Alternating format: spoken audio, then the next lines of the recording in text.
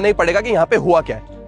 आपको ये पोल दिखाई दे रहा है, इस पोल में ना करंट है और इस पोल से ना 4 लोगों को करंट लग चुका है। 2 लोग तो गंभीर रूप से घायल हैं और 2 की डेथ हो गई है।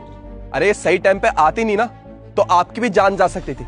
अरे आपको तो इनको शुक्रिया कहना चाहिए, इन्होंने आपकी जान बचाई। क्या क्या कहा? इस पोल में करंट है? अरे सीमा, हमारी सोसाइटी के पोल में करंट है।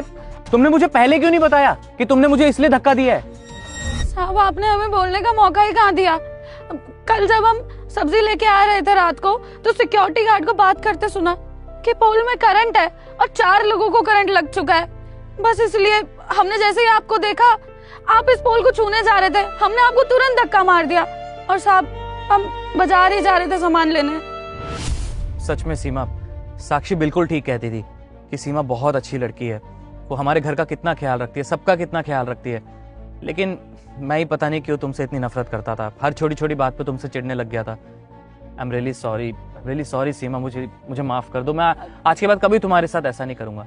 जितनी इज्जत साक्षी तुम्हारी करती है ना, उससे कई गुना ज्यादा इज्जत मैं तुम्हारी करूंगा आज के बाद। कोई बात नहीं साहब, आपको माफी मांगने की जरूरत नहीं है।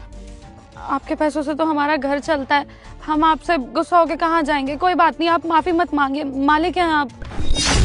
सीमा, ये तो तुम्हारा बड़प्पन है। मैंने तुम्हें इतना भला बुरा बोला और तुम मुझे माफ कर रही हो। तुम सच में बहुत अच्छी हो, तुम्हारा बहुत बड़ा दिल है।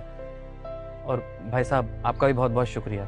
आप सही टाइम पे आ गए और सारी सच्चाई मेरे सामने रख दी, वरना मैं तो इस बेचारी को नौकरी से निकालने वाला था। अरे भाई साहब, आप शुक्रिया मत कहिए, कहीं ना कहीं गलती मेरी भी है। वो क्या है ना, सिक्योरिटी गार्ड ने मुझे यहाँ पे खड़े होने के लिए बोला था और मुझे ना बहुत तेज भूख लगी थी। मैं बाहर कुछ खाने गया था और जितने मैं खाने गया यहाँ पे ये सब हो गया।